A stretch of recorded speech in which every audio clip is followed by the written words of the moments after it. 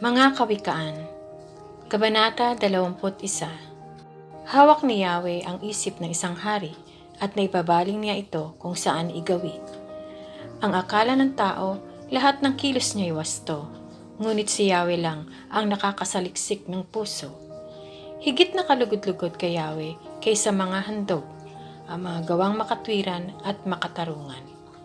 Ugaling mapangmata at pusong mapagyabang, ito ang siyang gabay ng mga makasalanan.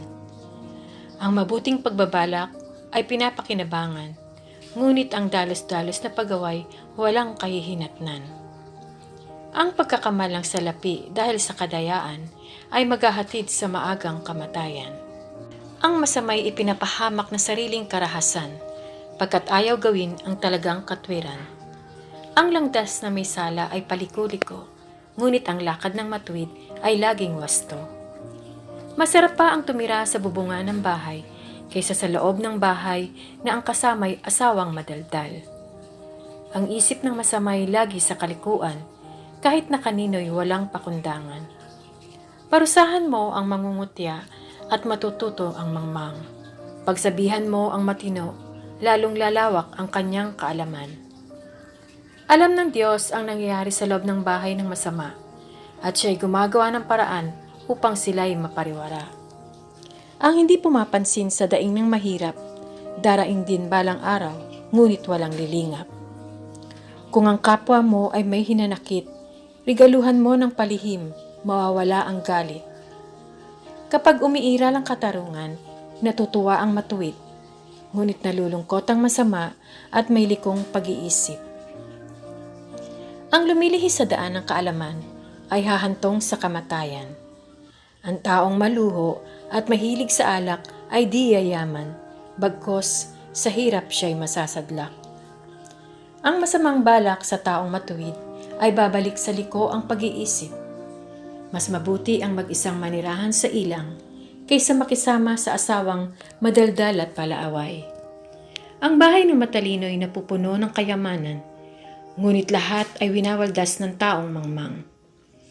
Ang lumalakad sa daan ng katwiran at katapatan ay nagkakamit ng buhay at karangalan. Ang matalinong pinuno ay makakapasok sa lungsod na may mga bantay at kanyang maiguguho ang inaasahan nilang muog na matibay. Ang pumipigil sa kanyang dila ay umiiwas sa masama. Ang taong makasarili ay palalo at mapang-api. Gutom ang papatay sa taong batugan, pagkat ayaw niyang ikilos ang kanyang mga kamay. Ang taong tamad ay nanghihingi araw-araw, ngunit ang matuwid ay di nagsasawa ng kabibigay. Ang handog ng masama ay kasuklam-suklam sa Diyos, lalo't ang layunin nito ay di kalugod-lugod. Ang patotoo ng sinungaling ay di pakapakinggan, ngunit ang salita ng tapat ay pahahalagahan. Alam ng matuwid ang kanyang hinaharap, di tulad ng masama, nagkukunwa, nagpapanggap. Ang kaalaman ng tao, unawa o karunungan ay di makatutulong kung si Yahweh ay kalaban. Ang kabayo ay naihahanda para sa digmaan, ngunit tanging si Yahweh ang nagbibigay ng tagumpay. 22 Kabanata. Mas mabuting piliin ang malinis na pangalan kaysa pilak at ginto o anumang kayamanan. Kay Yahweh ay pareho ang mayam at mahirap, pagkat siya ang may lalang sa kanilang lahat. Kung may dumarating na panganib, ang matalino'y nag-iingat. Ngunit di ito pansin ng mangmang, kaya't siya'y napapahamak. Ang paggalang at pagsunod kay Yahweh at ang kapakumbabaan ay nagbubunga ng yaman, buhay at karangalan. Sa landas ng masama ay may tinik at mga patibong, at ang nagmamahal sa sarili ay umiiwas doon. Ituro sa bata ang daang dapat niyang lakaran, at hanggang sa paglaki, di niya ito malilimutan. Ang mahirap ay nasa kapangyarihan ng mayaman. Ang nangangailangan ay alipin ng nagpapahiram. Ang naghahasik ng kasamaan ay mag-aani ng kamalasan, at hindi magtatagal ang kanyang kasamaan. Ang mahirap ay bahaginan mo ng pagkain, at tiyak na ikaw ay pagpapalain. Palayasin mo ang mga sulsol at mawawala ang alitan, at matitigil ang kaguluhan pati pag-aaway. Ang magiliw mangusap at may pusong dalisay, pati ang hari magiging kaibigan. Binabantayan ni Yahweh ang mga nag-iingat ng kaalaman, ngunit di niya pinagtatagumpay ang salita ng mga mangmang. Ang tamad ay ayaw lumabas ng bahay. Ang idinadahilay, may leon sa daan. Ang salita ng mga pang-apid ay isang patibong, at ang mga hindi nagtitiwala kay Yahweh ang nahuhulog doon. Likas sa mga bata ang pagiging pilyo, ngunit sa pamamagitan ng palo, sila'y matututo. Ang nagririgalo sa mayaman o umaapi sa mahirap para magpayaman ay mauuwi rin sa karalitaan. Pakinggan mo at pag-aralang mabuti ang aking mga ituturo. Ito'y magdudulot sa iyo ng kaligayahan kung isa sa ulo mo. Sinasabi ko ito sa iyo sapagkat nais kong si Yahweh ang iyong panaligan. 30 ang kawikaang ito. Bawat isa ay magandang panuntunan at magdudulot ng kaalaman. Ituturo nito sa iyo kung ano ang katotohanan, sa gayon may maisasagot ka kung may magtanong sa iyo. Huwag mong samantalahin ang kahinaan ng mahihirap na ipagmalabisan ang dukha sa harap ng hukuman, sapagkat ipagtatanggol sila ni Yahweh at aagawan niya ang nang-agaw sa mga iyon. Huwag kang makipagkaibigan sa taong bugnutin, ni makisama sa taong magagalitin. Baka mahawa sa kanila at sa bitag ay masilo. Huwag kang mangangako para sa utang ng iba, ni gumarantiya para sa kanya. Kapag hindi ka nakabayad, hindi ba't kukunin pati ang higaan mo? Huwag mong babaguhin ang mga hangganang itinayo. Ito'y inilagay doon ng ating mga ninuno. Alam ba ninyo kung sino ang pinaglilingkuran ng mga mahusay magtrabaho? Sila'y naglilingkod sa mga hari, hindi sa mga alipin. Ika-23 Kabanata. Kung ikaw ay kasalo ng may mataas na katungkulan, huwag mong kalilimutan kung sino ang iyong kaharap. Kung ikaw man ay matakaw, pigilan mo ang iyong sarili. Huwag mong nasain ang pagkain ng hari, baka iyon ay pain lang sa iyo. Huwag mong pagurin ang sarili sa pagpapayaman. Pag-aralan mong umiwas doon, sapagkat madaling mawala ang kayamanan. Ito'y simbilis ng agila sa paglipad sa kalawakan. Huwag kang makikikain sa taong kuripot, na inanasain man ang masasarap niyang pagkain, sapagkat iyon ay maninikit sa iyong lalamunan. Aanyayahan ka nga niyang kumain at uminom, ngunit hindi bukal sa kalooban. Isusuka mo rin ang lahat ng iyong kinain at masasayang lang ang maganda mong sasabihin. Ingatan mo ang iyong dila sa harap ng mga mangmang. Hindi nila mauunawaan kahit gaano kaganda ang sabihin mo. Huwag mong babaguhin ang hangganang matagal nang nakalagay na isasakupin ang lupa ng mga ulila, sapagkat ang tagapagtanggol nila ay makapangyarihan at siya ang iyong makakalaban. Huwag kang hihiwalay sa mabubuting aral at pakinggan mong mabuti ang salita ng karunungan. Disiplinahin mo ang bata, ang wastong pagpalo ay hindi niya ikamamatay. Inililigtas mo pa siya mula sa daigdig ng mga patay. Anak, matutuwa ako kung magiging matalino ka. Makadarama ako ng pagmamalaki kung ang mga salita mo ay may karunungan. Huwag kang maiinggit sa mga makasalanan. Sa halip, si Yahweh ay laging igalang at sundin. Kung magkagayon ay gaganda ang iyong kinabukasan. Anak, maging matalino ka at pag-isipan mong mabuti ang iyong buhay.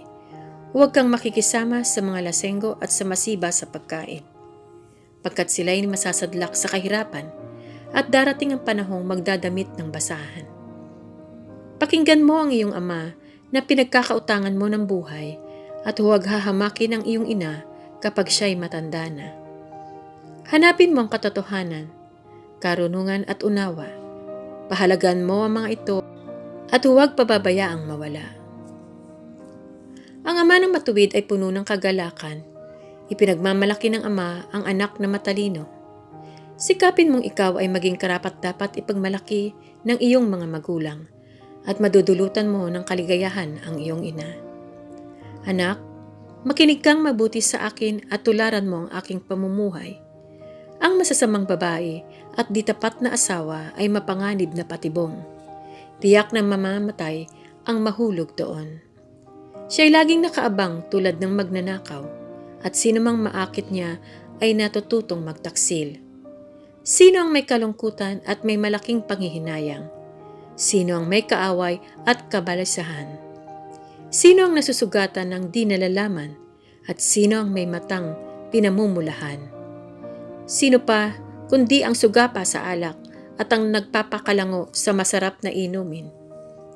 Huwag mong tutunggain ang matapang na alak kahit ito'y katakan-takam. Sapagkat kinaumagahan ay daig mo pa ang tinuklaw ng ahas na makamandag. Kung ano-ano ang iyong sasabihin at hindi ka makapag-isip ng mabuti. Ang makakatulad mo'y nasa gitna ng dagat at hinahampas ng malalaking alon. Pasuray-suray kang maglalakad at sasabihin mo, ano sa akin kung ako'y mahandusay? Mabulagtaman ako, ayos lang iyan. Pagbangon ko, iinom muli ako. 24 na kabanata. Huwag mong kainggitan ang mga makasalanan na sa kanila'y makipagkaibigan. Ang nasa isip nila'y laging kaguluhan, at ang dala nila'y puno ng kasinungalingan. Sa pamamagitan ng karunungan, naitatayo ang isang bahay at ito'y naitatatag dahil sa kaunawaan. Ang loob ng tahanan ay napupuno ng lahat ng magagandang bagay dahil sa karunungan. Ang karunungan ay higit na mabuti kaysa kalakasan, at ang kaalaman ay kapangyarihan. Ang digma ay naipagtatagumpay dahil sa mahusay na pagpaplano, sapagkat ang tagumpay ay bunga ng mabuting payo. Ang malalim na kasabihan ay di mauunawaan ng mangmang. Wala itong masasabi sa mahalagang usapan. Ang mahilig sa paggawa ng masama ay itinatawag ng puno ng kasamaan. Anumang pakana ng masama ay kasalanan, at kinamumuhian ng tao ang nanunuya sa kapwa. Kung hindi ka makatagal sa panahon ng kahirapan, ay nangangahulugan ngang ikaw ay mahina. Tulungan mo at iligtas ang hinatulang mamatay ng walang katarungan. Kapag sinabi mong, wala akong pakialam sa taong iyan, ito'y hindi maikakaila sa Diyos na nakakaalam ng laman ng iyong puso. Alam ito ng Diyos na nakatunghay sa iyo. Pagbabayaran niya ang tao ayon sa ginawa nito. Anak, uminom ka ng pulot-pukyutan at ito'y makabubuti sa iyo. Kung ang pulot-pukyutan ay masarap sa panlasa, ang karunungan naman ay mabuti sa kaluluwa. Kaya hanapin mo ang kaalaman at magkakaroon ka ng magandang kinabukasan. Ang tahanan ng matuwid ay huwag mong pag-isipang pagnakawan na gagawa ng dahas ang kanyang tinitirhan. Sapagkat siya'y makatatayong muli, mabuwal man ng 7 ulit. Ngunit ang masama ay dagling nababaksak sa panahon ng kahirapan. Huwag mong ikagalak ang pagbaksak ng iyong kaaway ni ang kanyang kapahamakan. Kapag ginawa mo iyon, magagalit sa iyo si Yahweh at sila'y hindi na niya paparusahan. Huwag kang maiinggit sa mga gumagawa ng masama na itutulad sa kanilang mga gawa. Ang masama ay walang kinabukasan, walang inaasahan sa inaharap. Anak, igalang at sundin mo si Yahweh, gayon din ang hari. Huwag mong susuwayin ang sinuman sa kanila, sapagkat bigla na lang kayong mapapahamak. Hindi ka ba natatakot sa pinsalang magagawa nila sa iyo? Narito pa ang ilang mahalagang kawikaan. Hindi dapat magtangi sa pagpapairal ng katarungan. Ang hukom na nagpapawalang sala sa may kasalanan ay tinatakwil ng tao at sinusumpa ng bayan. Ang nagpaparusa sa masama ay mapapabuti at pagpapalain. Ang tapat na kasagutan ay tanda ng mabuting pagkakaibigan. Ihanda mo muna ang iyong bukid para mayroon kang tiyak na pagkakakitaan bago ka magtayo ng bahay at magtatag ng tahanan.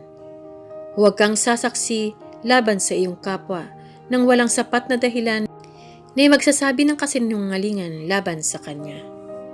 Huwag mong sasabihin, gagawin ko sa kanya ang ginawa niya sa akin upang ako'y makaganti. Napadaan ako sa bukid at ubasan ng isang tamad at mangmang.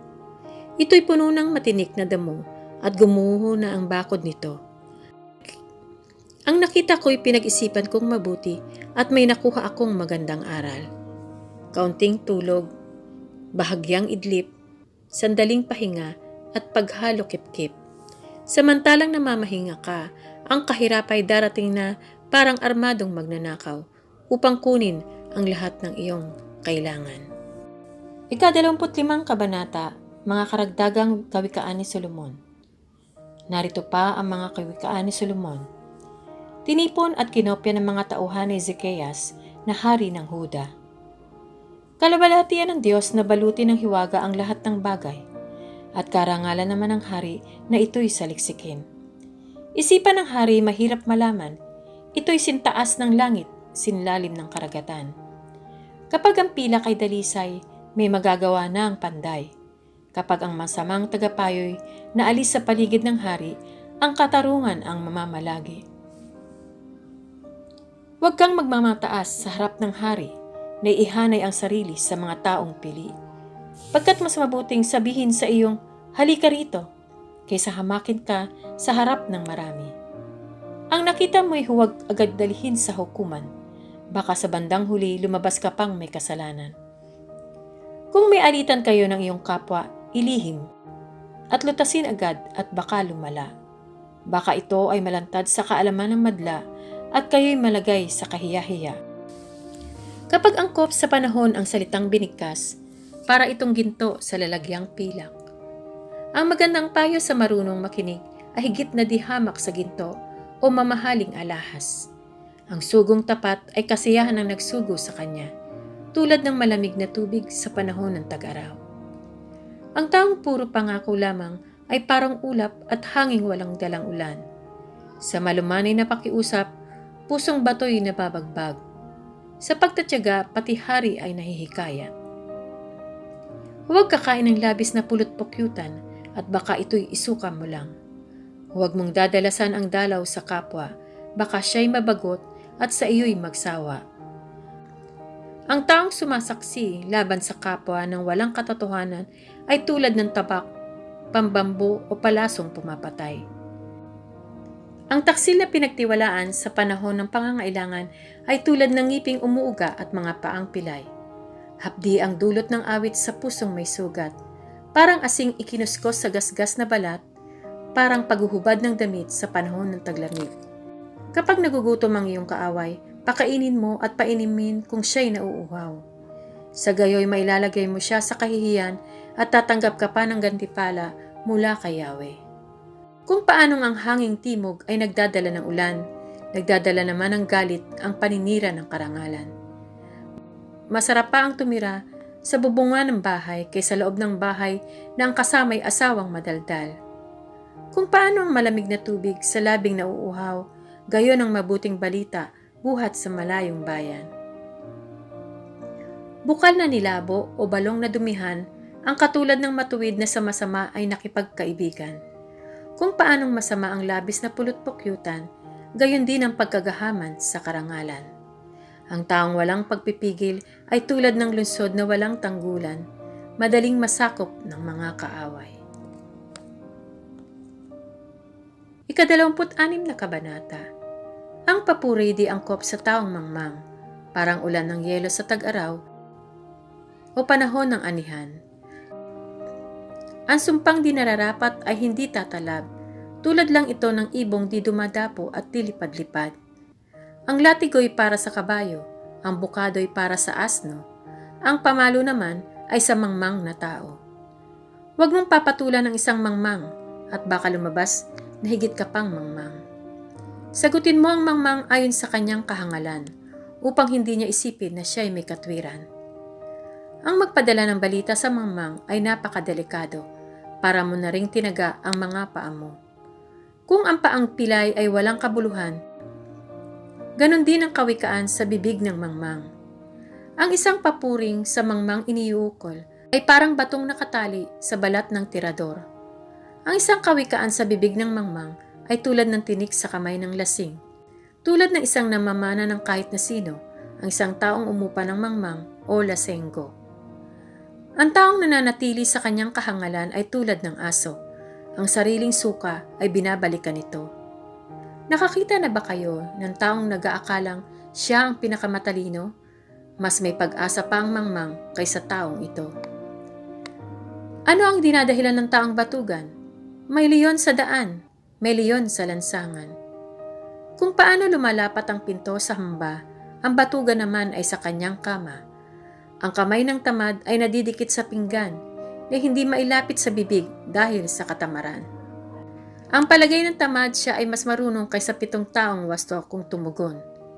Ang nakikisali sa gulo na may gulo ay tulad ng taong dumadakma sa tainga ng aso. Ang taong nandaraya sa kasasabing nagbibiro lang ay tulad ng baliw na naglalaro ng sandatang nakamamatay. Namamatay ang apoy kung ubos na ang kahoy. Nahihinto ang away kapag walang nanunulsol. Kung ang bagay nagdidikit dahil sa pag-ihip at nagliliyab ang apoy kung maraming gatong, patuloy ang labo-labo kung maraming mapanggulo. Ang tsismis ay tulad ng masarap na pagkain, masarap pakinggan, masarap namnamin. Ang matamis, ngunit pagkunwaring salita ay parang pintura ng mumurahing banga. Ang tunay na damdamin ng mapagkunwari ay maitatago sa salitang mainam. Matamis pakinggan, ngunit huwag paniwalaan sapagkat iyon ay bunga ng kanyang pagkasuklam. Maaaring ang galit niya ay maitago sa magandang paraan, ngunit nalalantad din sa mata ng lahat. Ang nag-uumang ng bitag ay siya ring mahuhuli roon. Ang nagpapagulong ng bato ang siyang tatamaan niyon. Ang taong sinungaling ay galit sa kapwa. Ang madayang salita ay nagpapahamak sa iba.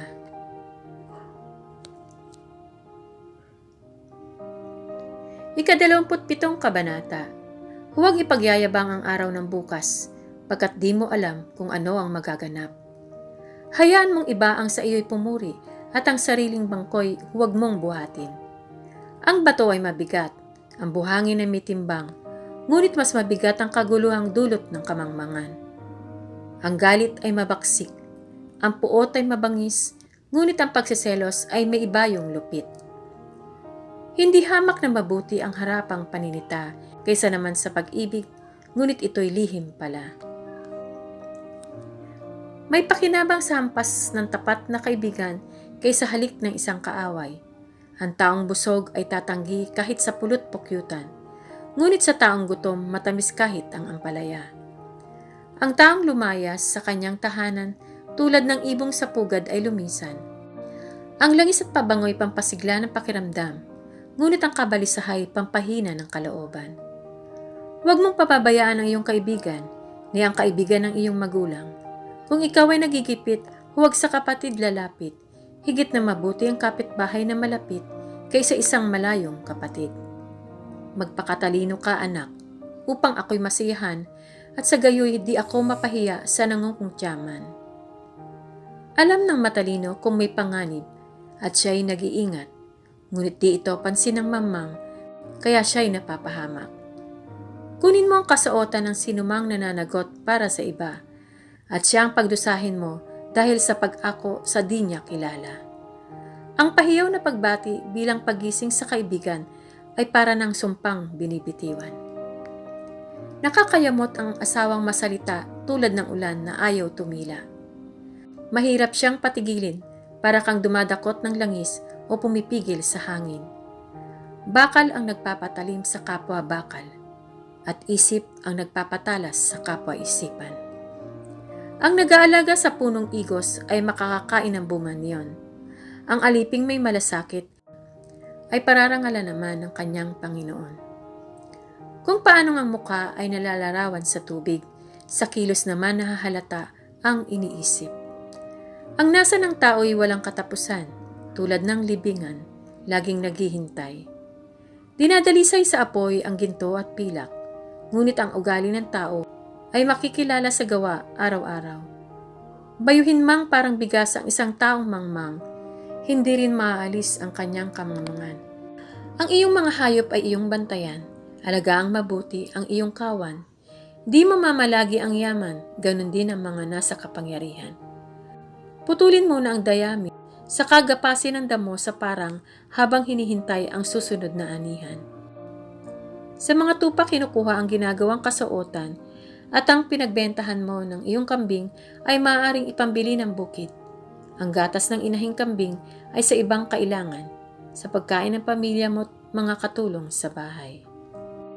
Ika-28 Kabanata. Ang matuwid at ang masama. Tumatakbo ang masama kahit walang humahabol, ngunit panatag ang matuwid, ang katulad ay leon. Kung ang bayan ay magkasala, maraming gustong mamahala, ngunit kung matalino ang namumuno, malakas at matatag ang bansa. Ang pinunong sa may hirap ay sumisiil ay tulad ng ulang sumisira sa pananim. Ang masama ay pinupuri na masuwayin sa batas, ngunit kalaban nila ang mga taong sa tuntunin ay tumutupad. Hindi alam ng masama kung ano ang katarungan, ngunit ang mga sumasamba kay Yahweh, lubos itong maiintindihan. Mabuti na ang mahirap na namumuhay sa katwiran, kaysa taong mayaman ngunit makasalanan. Ang anak ng matalino ay sumusunod sa aral, ngunit ang nakikipagbarkada sa masasama ay kahihiyan ng magulang. Ang kayamanang natamo sa pamamagitan ng patubuan ay mauuwi sa mawain at matulungin sa nangangailangan. Ang panalangin ng taong hindi sumusunod sa kautusan ay kasuklam-suklam. Ang tumutukso sa mabuti upang magpakasama ay mabubulid sa sariling pakana. Ngunit ang taong may tapat na pamumuhay ay magmamana ng maraming kabutihan. Ang palagay ng mayaman ay marunong siya, ngunit ang mahirap na may unawa ay mabuti pa sa kanya. Kapag matuwid ang nasa kapangyarihan, ang lahat ay nagdiriwang, ngunit kung ang pumalit ay masama, lahat ay nasa taguan. Ang nagkukubli ng kanyang sala ay hindi mapapabuti, ngunit kahahabagan ng Diyos ang nagbabalik loob at nagsisisi. Mapalad ang taong sumusunod sa ating Diyos, ngunit ang matigas ang ulo ay mapapahamak. Ang masamang hari ay tila leyong mabagsik at nakakatakot na parang osong mabangis. Ang haring walang pangunawa ay tiyak na malupit. Ang pamamahala ng tapat na hari ay lalawig. Ang pumatay sa kapwa ay humuhukay ng sariling libingan, at ang taong ito ay di dapat tulungan. Ang taong tapat ay ligtas sa kapahamakan, ngunit ang masama ay biglang mabubuwal. Sagana sa pagkain ang magsasakang masipag, ngunit naghihirap ang taong tamad. Ang taong tapat ay mananagana sa pagpapala, ngunit paparusahan ang yumaman sa pandaraya. Ang paghatol ng may kinikilingan ay hindi mainam, ngunit dahil sa suhol may hukom na gumagawa ng ganitong kasamaan. Ang kuripot ay nagmamadaling yumaman na hindi iniisip na kahirapan ay daratal.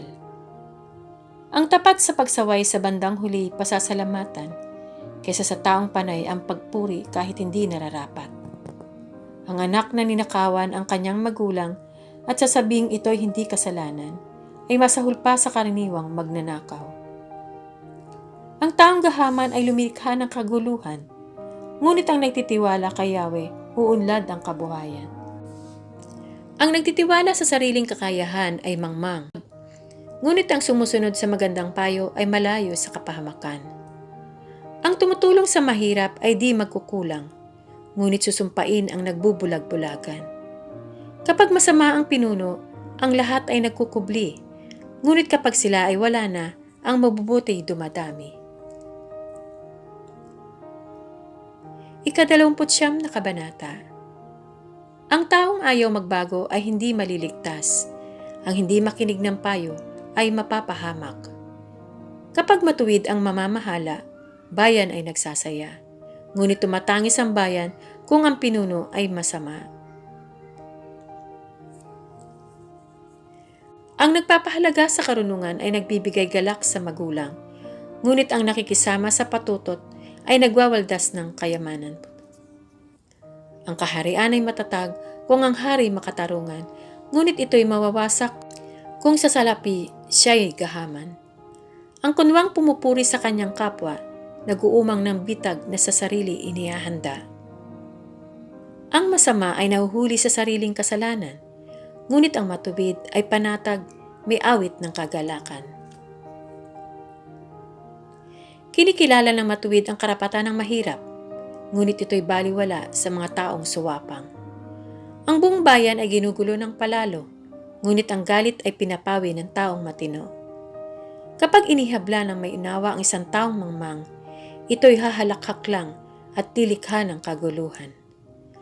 Ang mamamatay tao ay namumuhi sa taong tapat, ngunit ang matuwid sa kanila'y nag-iingat. Kung magalit ang mangmang ay walang pakundangan, ngunit ang matalino'y nagpipigil na ang galit niya'y mahalata. Kapag nakinig ang hari sa kasinungalingan, lahat ng lingkod niya'y mabubuyo sa kasamaan. Magkapareho sa isang bagay ang mahirap at maniniil. Si Yahweh ang may bigay ng kanilang paningin. Kung ang pagtingin ng hari ay pantay-pantay, magiging matatag magpakailanman ang kanyang kaharian. Disiplina at pangaral hatid ay karunungan, ngunit ang batang suwail sa magulang ay kahihiyan.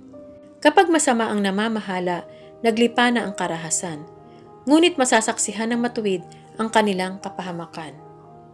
Ang anak mo'y busugin sa pangaral, at pagdating ng araw, siya'y iyong karangalan. Ang bansang walang patnubay ng Diyos ay puno ng kaguluhan, ngunit mapalad ang taong sumusunod sa kautusan. Ang utusan ay di matututo kung ito lang ay pagsasabihan, pagkat di niya susundin kahit ito ay maunawaan. Mabuti nang di hamak ang hangal kaysa taong ang sinasabi hindi na pinag-iisipan. Kapag ang utusan ay iyong pinalayaw, siya na ang mag-uutos pagdating ng araw.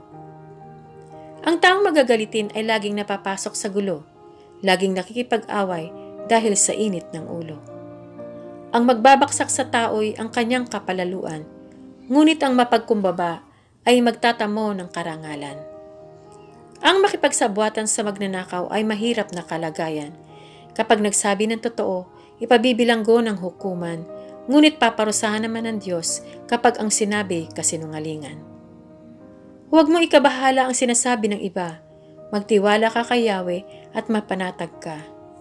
Marami ang lumalapit sa hari upang humingi ng tulong, ngunit kay Yahweh lamang makakamtan ang katarungan. Ang masama ay kinasusuklaman ng mga matuwid. Ang masasama na may sa matuwid nagagalit. Ika-30 kabanata. Karagdagang kawikaan. Mga kawikaan ni Agor na anak ni Hake ng Masa. Ito ang sinabi niya kina Itiel at Ukal. Ang Diyos ay malayo sa akin, wala akong magagawa. Ako ay mangmang, alangang maging tao. Wala akong karunungan, hindi ako matalino. Di ako nakapag-aral kaya ako ay mangmang. Walang karunungan, walang alam sa may kapal. Sino ang dalubhasa tungkol sa kalangitan? Sino ang nakapigil ng hangin sa kanyang palad? Sino ang nakapagbalot ng tubig sa isang damit? Sino ang naglagay ng mga hangganan sa daigdig? Sino siya? Sino ang kanyang anak? Ang lahat ng salita ng Diyos ay mapananaligan at siya ang kanlungan ng mga nanalig sa kanya. Huwag mong daragdagan ang kanyang salita sapagkat pagsasabihan kanya bilang isang sinungaling. Diyos ko, may hihilingin akong 2 bagay bago ako mamatay. Huwag akong hayaang maging sinungaling. Huwag mo akong payamanin o paghirapin. Sapat na pagkain lamang ang ibigay mo sa akin. Baka kung managana ako ay masabi kong hindi na kita kailangan. Baka naman kung maghirap ako'y matutong magnakaw at pangalan mo'y malapastangan. Ang alipin ay huwag mong sisiraan sa kanyang amo. Baka isumpa ka niya't pagbayarin sa ginawa mo. May mga taong naninira sa kanilang ama. Masama ang sinasabi tungkol sa kanilang ina. May mga taong nagmamalinis sa sarili, ngunit ang totoo'y walang kasindumi.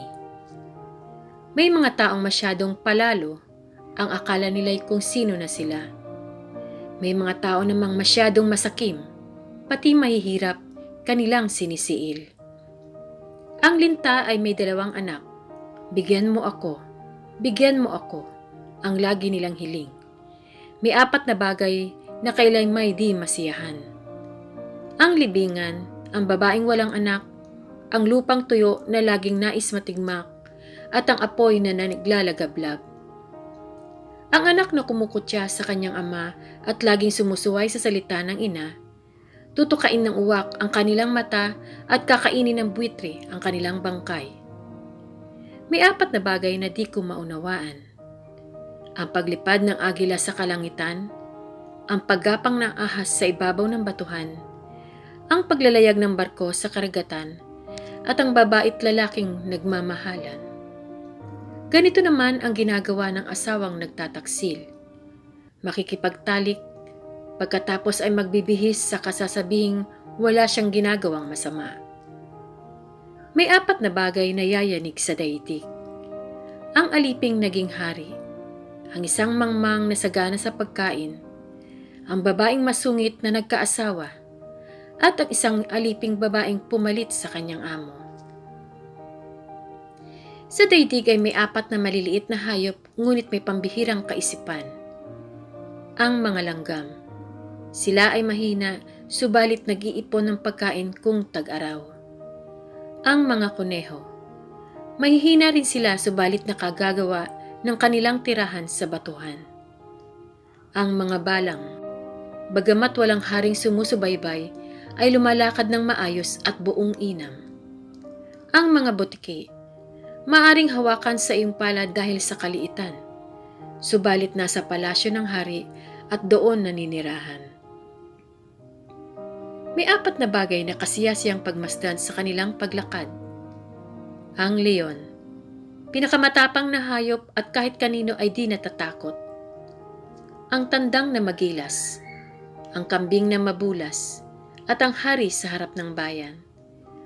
Kung sa kahangalan mo'y naging palalo ka, at nagbalak ng masama, mag-isip-isip ka. Batihin mo ang gatas at may mantikilya ka. Suntukin mo ang ilong ng iyong kapwa at dudugo ng sagana. Guluhin mo ang iba at mapapaaway ka.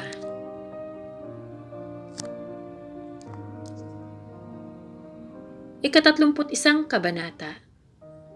Ito ang mga payo ni Haring Lemuel ng Masa, mga kawikaang itinuro ng kanyang ina. Mayroon akong sasabihin sa iyo, anak, na tugon sa aking dalangin. Huwag mong uubusin sa babae ang lakas mo at salapi, at baka mapahamak kang tulad ng ibang hari.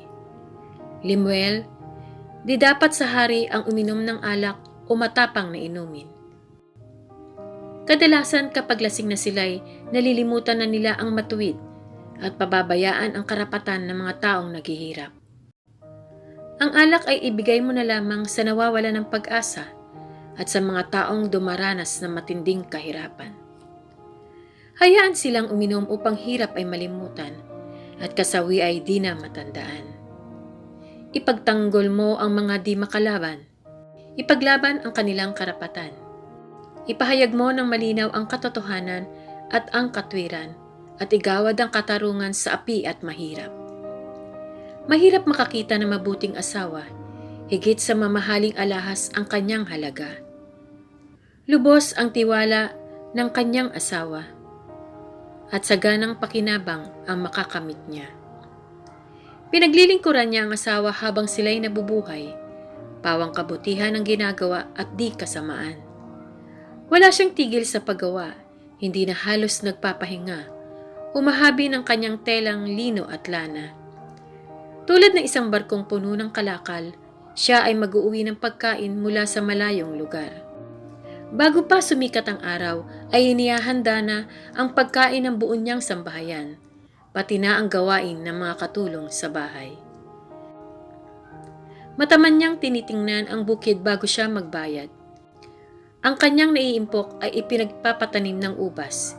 Gayunmay, naiingatan ang kamay at katawan upang matupad ang lahat ng kanyang tungkulin araw-araw. Sa kanya'y mahalaga ang bawat ginagawa, hanggang hating gabi makikitang nagtatyaga. Siya'y gumagawa ng mga sinulit at umahabi ng sariling damit. Matulungin siya sa mahirap, at sa nangangailang ay bukas ang palad. Hindi siya nag-aalala dumating man ang taginaw, pagkat ang sambahayan niya'y may makapal na kasuotan. Gumagawa siya ng makakapal na sapin sa higaan at damit na pinong lino ang sinusuot niya. Ang kanyang asawa'y kilala sa lipunan at nahahanay sa mga pangunahing mamamayan. Gumagawa pa rin siya ng iba pang kasuotan at ipinagbibili sa mga mangangalakal. Marangal at kapita-pitagan ang kanyang kaanyuhan at wala siyang pangamba sa bukas na daratal. Ang mga salita niya ay puspos ng karunungan at ang turo niya ay pawang katapatan.